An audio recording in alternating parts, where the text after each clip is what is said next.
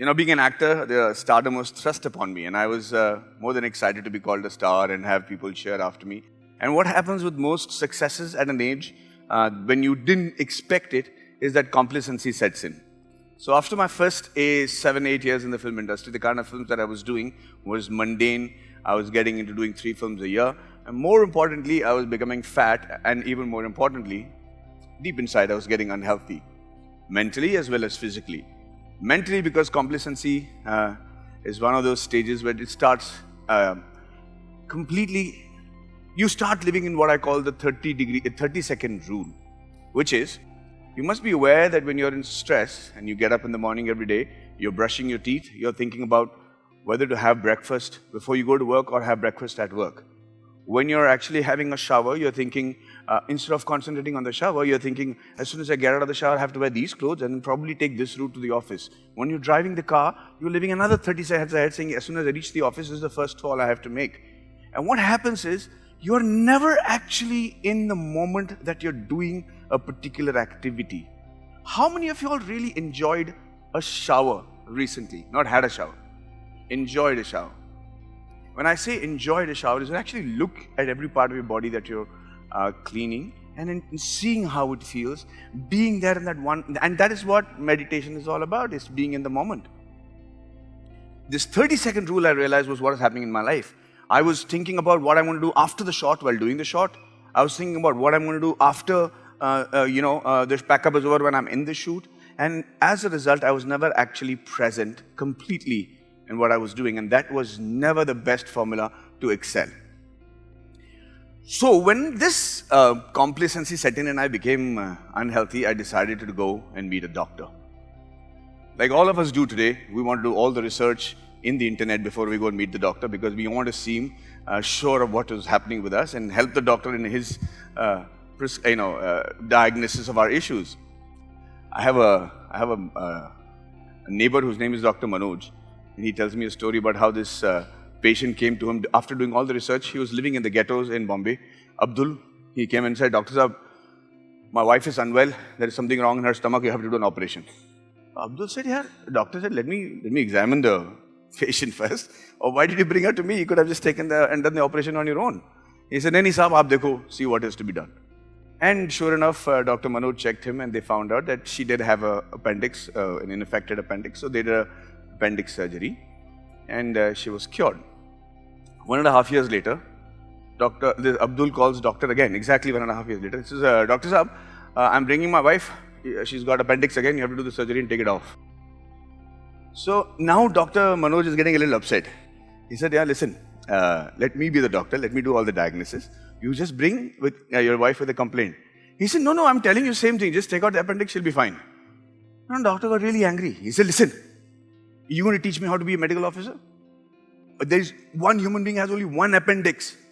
This has already been taken out.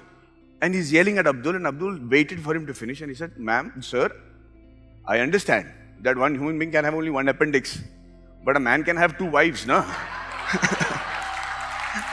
So, hey. I find it tough to manage with one. I don't know how Mr. Abdul does it. But the thing is, so when I went to the doctor, he said, high triglycerides, this problem, that problem, all the issues. And I said, what do you want to do? He said, I'm going to give you medicines. It was a quick fix. But that is the time that I came across some very interesting notions that were being floated around in the world. And more importantly, I met some very interesting people that changed the way I thought I was going to get cured. So let's go back to these interesting notions first, something that I believe in very strongly. Human beings are not designed or were not meant to live past the age of 40. The average age expectancy of the Homo sapiens was about 40 to 45. Everything else starts closing down. If you're lucky, you manage to 50. The Japanese made it a habit of reaching the 100 now. And everybody lives on what I call bonus time now. The problem is, mentally, we do not prepare for the next 40, 50 years of our extended life. And what happens is, many people think that retirement is retirement from life, or when a certain sort of unhealthy situation sets in, they think that's the end of it. And the worst curse that my grandfather told me in the world today, be it youngsters, be it students, professors, or people who are flying high, the worst curse today mentally is to be considered irrelevant. To be considered irrelevant in the society that you live in the family that you live in the environment that you live in. You know, when they say, old man, it doesn't matter, don't listen to him. And everybody's fight is to stay relevant throughout their age. And how do you do that? How do you do that with an extended 60 years of your life? And I was very curious about it because I see my parents, I used to see my relatives give up.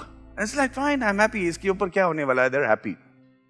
But they were still alive mentally. And it was becoming more and more difficult to see them lose control of their lives because mentally they were very sedated. That's when the research hit in. But, you know, we are supposed to be, if you went by the Darwin's theory, the descendants from apes, right? The difference between an Indian elephant, the difference in DNA between an Indian elephant and an African elephant, the similarity is about 98.6%. That's how similar the Indian elephant is to an African elephant. So there's a difference of about 1.4%. Do you know what the difference or the similarity between human being and chimpanzee is? Anybody? DNA-wise? 99.2%. Which means we are closer to the monkeys compared to the Indian elephant to the African elephant. Which means our DNAs are very much similar. And there is something that happened in between which helped us evolve as human beings, and then the primates stayed as them. So the whole world believed till very recently, almost 50 years ago, that we were descendants of the chimpanzees. Till they found out, and the chimpanzees, for those of you who don't know, the chimpanzees almost live like a human-like society. You know, they have mates, they have murders, they have conniving, they have wars between the two fractions. They're territorial, they're omnivorous, they are, they would resort to murder, they would steal each other's mates, they would resort to infesticide, all sorts of goods and bads that we human beings share in our world today, which is very evident from the news. And then they discovered a new subspecies of the chimpanzees, which was called the bonobos. Anybody heard about the bonobos? Anybody? I'm creating a biology class here? Okay. But it is true. What I tell you is true. South America, there was another breed of chimpanzees called the bonobos. Very similar to the original chimpanzees. The only difference is their social build-up was extremely different. The chimpanzees were a patriarchal society. The bonobos were a matriarchal society. They were extremely peace-loving. There would hardly be wars between the communities. Everything was well shared and equally distributed amongst each and every member of the society. Sex was used to compensate for violence or any sorts of displeasure. They had lesbianism, homosexuality. They in fact had all kinds of weird things, but all related to peace, nothing violent. And then they suddenly realized that human beings or Homo sapiens were a mix of both these DNAs. And that brings us to a very interesting situation, which means basically that there are some of us here in the room, if you were to meet somebody who perpetrated a crime against you, probably try to molest your daughter.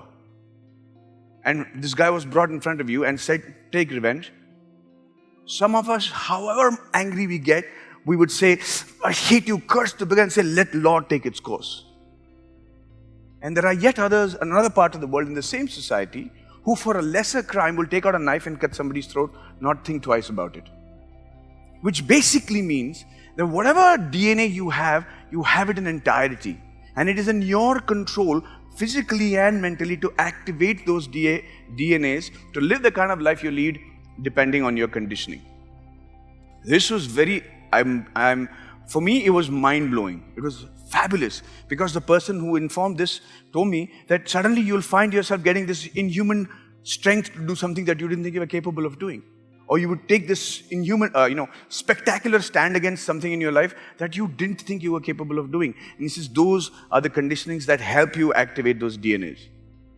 So I said, you know what, I understood all this. But I'm a man who believes in practicality. I want tangible results. I've told you all this. Tell me how do I activate the DNAs that I want? I want to activate it going back to looking young. I want to go back to feeling young. Tell me how to do it. So I went to this place in Austria. I spent a lot of money. to go to this place, which was, was a wellness institute. And they had been running that for 150 years. And the lessons I learned there were priceless. I'm going to describe this entire experience to you, and I'm going to tell you the inferences as we go along. I went there. It was a beautiful place outside a lake, spectacular, cold.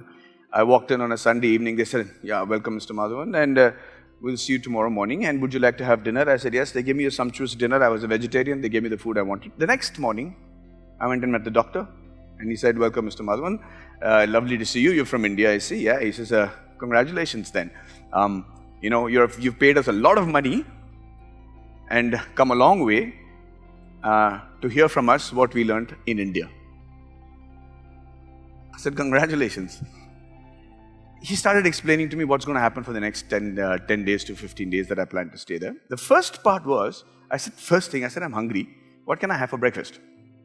He said, the next 3 days, Mr. Madhavan, you will be having, what he showed me was 4 slices of slightly hard bread and a bowl that looked like it had a little bit of urine in it, but it was actually vegetable broth, according to him. I said, what is this? Is this the appetizer? He said, no, that is your breakfast, lunch, and dinner for the next 3 days. I said, only that? He said, yeah. I said, give me my passport. Can I go back to India? I'm done. This is too radical for me. He said, no, listen. And he said the most interesting. He said, what do you want to eat for breakfast? So now I'm looking at him very suspiciously. I said, can I have egg white omelette? I'm trying to go healthy here. Huh? So egg white omelette, maybe a little bit of oats. He said, yeah, would you like to have some pancakes? Now, the thought of pancakes I'd already digested the pancakes because he meant it. So I said, well, if you think I should. He said, yeah, have your pancakes, no problem. So he said, at 8 o'clock, we will all go to the dining room. And at that place, I saw extraordinary people who've achieved extraordinary results, like the Sultan of Brunei's sister, Paula Abdul, brother, whatever, all kind of people. And when we went for breakfast, we were all sitting in this spectacular hall facing the lake. And everybody was sitting on their individual tables. We were categorically told no phones, no newspapers, no television, no nothing. You will sit there and you will do as we ask you to and see if it makes a difference in your life. So they had taken orders from every one of us. People had ordered omelettes, bacon, farana, timkana, everything. And everything was neatly placed on our table. It was actually there. Gourmet chef had prepared it. It was looking spectacular. I could smell it. I was ready to have it. And they said, we all can have any part of the breakfast you so wish. But the only condition is, our request is, they put this bowl of soup and this 4 pieces of spelt bread here and said, our only request to you is, finish this bowl of soup and this bread in the manner that we ask you to. And then we are more than happy for you to consume the rest of the breakfast. And I said, okay, great. What's the deal? They said, we're going to follow a principle here called drink your food and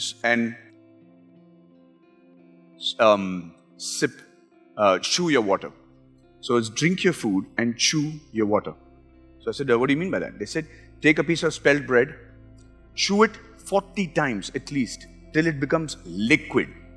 Till it becomes completely liquid, then swallow it. It's not going to be easy. Your mind is not going to allow you to do that. It sounds very simple.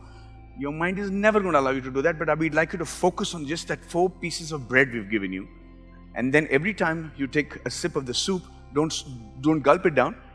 Put it in your mouth, gargle it in your mouth, feel it, chew it with your teeth, and then swallow it. I said, no problem. The pancake was beckoning, so I picked up my bread and I started to chew it. Slightly chewy, rubberish.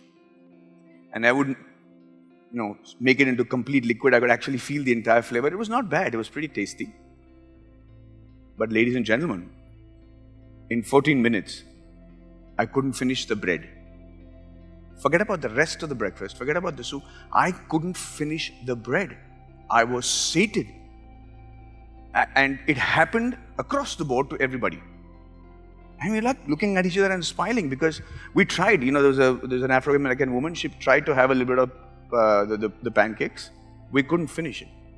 And it was really, we thought, oh, usme soda hoga. There's a lot of soda there. That's why we're feeling full and everything.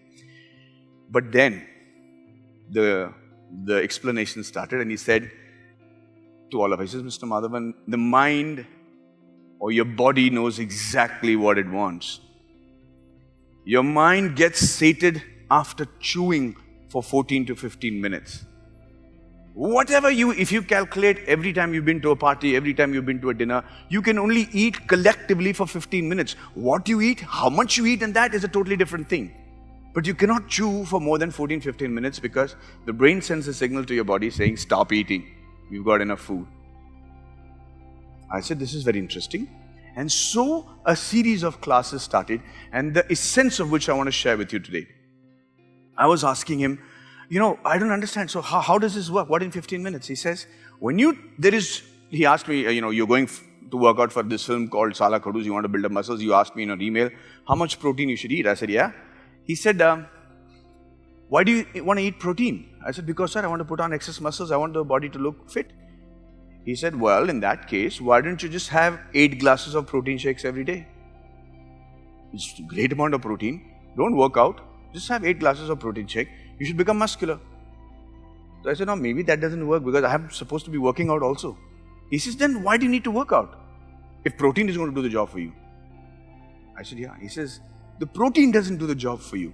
Your conditioning of the lifestyle that you're leading while you eat the food will determine what aspect of the food is absorbed in your body. He asked me, what is the most muscular animal in the jungle? It's like asking a kid question. So everybody said elephant. Basically, it was the ox, the most muscular animal in the forest. And he said, what does the ox eat? Just grass. It's a herbivore, and even in the herbivore, it only eats grass. And he says, so how does it get all the muscles? No protein shake for that ox. And he says, the brain and your body is far more spectacular and smart than you people in your mundane lives are giving it credit for. He says, the brain knows that there is no pure food. Every piece of food that you put in your mouth is consisting of carbohydrates, fats, protein, vitamin, mineral, but in different proportions. And he says the bull's brain knows how to just take out the protein from the grass that is required and substitute and put it into the body that it needs. So I was extremely intrigued. So you're basically saying that I don't need to take a protein shake? He said, no, let me explain to you what we learned from India, where we say the final point of the whole conversation is, people in our Shastras say that you are what you eat.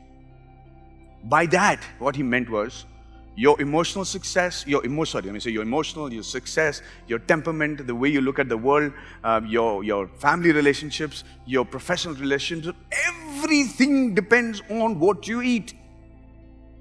Now that was too much for me. I said, how can my acting depend on my popularity or my professional career depend on what I eat, sir? Please tell me what to eat, I'll only eat that.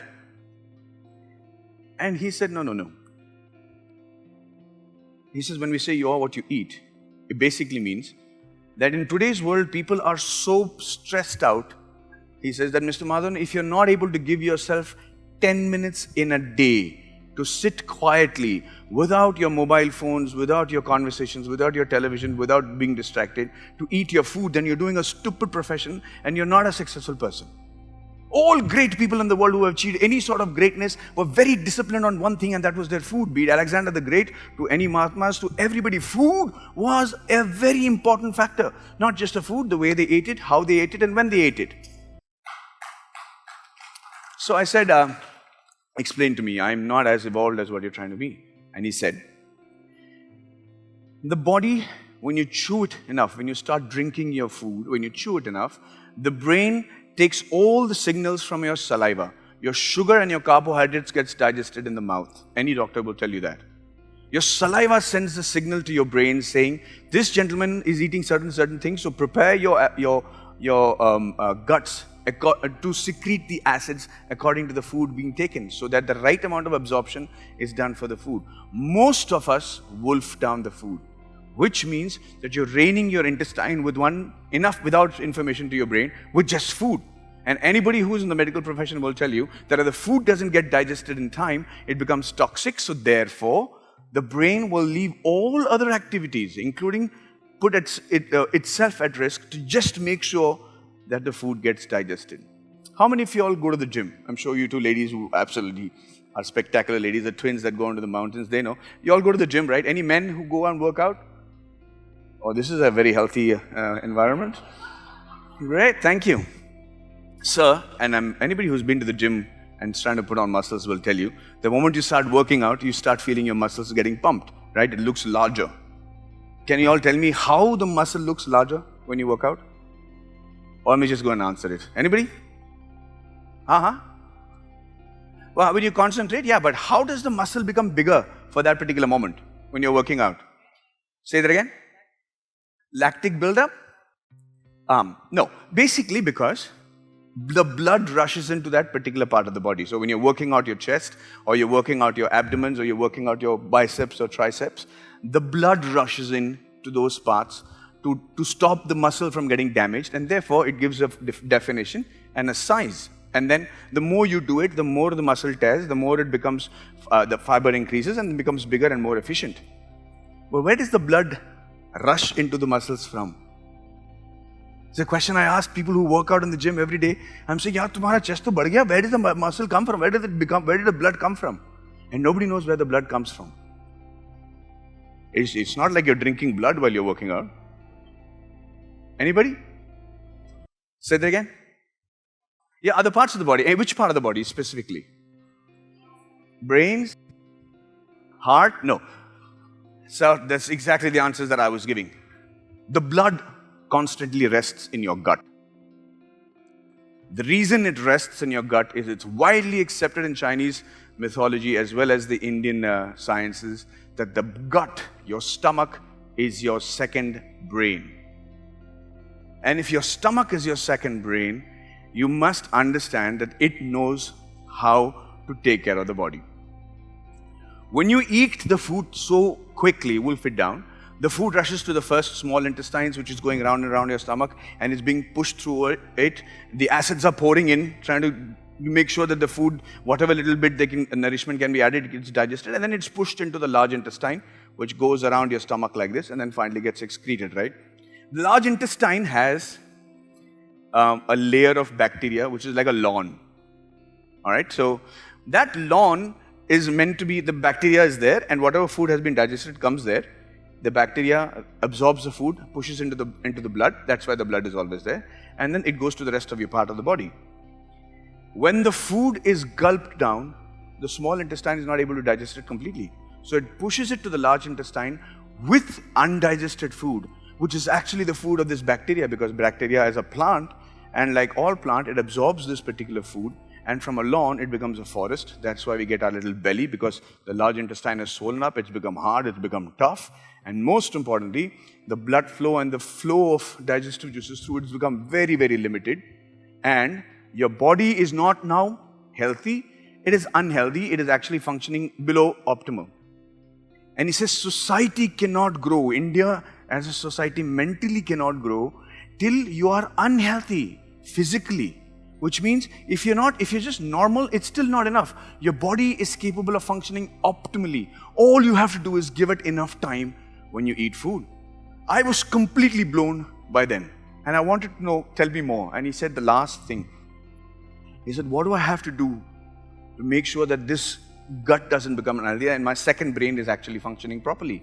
And he said, Mr. Madhavan, the first thing I will tell you is you will not eat food after 6 o'clock in the evening.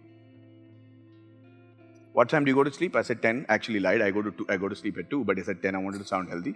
But he said, if you're sleeping at 10, you have to make sure that you finish eating your food at least 3 hours before you go to sleep, because that will determine how successful you are in your career. I'm like, you keep saying this. Explain. And he says, the blood is in the digestive system all the time. When you lie down in the prone position, the blood is kept there, and it is meant to digest the food that you've eaten quickly and then rush to the brain. The moment you eat food just before you go to sleep, the brain says, forget me.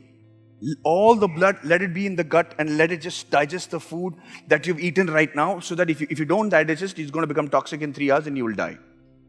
As a result, that blood from the gut does not travel to the brain, and when it does not travel in the alpha state to the brain, what happens is the entire rejuvenation of the body, and it doesn't matter what age group you are in, young, old or anything, the entire rejuvenation that sleep is supposed to do is to the blood carries all the information about which nail is not working, why the hair is falling, why the skin is looking dry, which part is being infected, which bone is hurt, what is hollow. All the information that is going to be there has to travel to the brain. The brain analyzes it, and before you wake up, before the beta state, before the state that you wake up, all the signals are sent out to every part of your body, and once that signal is received, everybody is reset, you wake up. And he says, that's when the mind can clearly do the job it is meant to be. Why do people say, don't drink and drive? Because you'll get into an accident? Why do you get into an accident, or why do you get into a debate that you normally would not do sober? Why do you get into a argument on a topic that you would not normally get into sober? It's because at the time that you're drunk, the brain is telling you that is right. It's perfect. You're good enough to drive.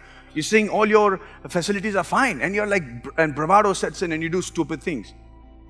He says, if alcohol is capable of giving that negative effect to your brain, then be assured that there are many substances that are capable of making your brain work in a positive manner, in a more efficient manner.